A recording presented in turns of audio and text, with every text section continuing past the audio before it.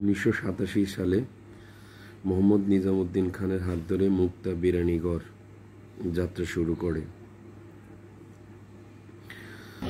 তার মেয়ে ছোট মেয়ে এই বিরানীগড়ের নামকরণ করা হয়। পরবর্তীতে 2014 সালে নিজামুদ্দিন খানের মৃত্যুর পরে তার ছেলে আরমান খান এবং তার বাবার স্মৃতি ধরে রেখে পরিচালনা করে আসতেছেন।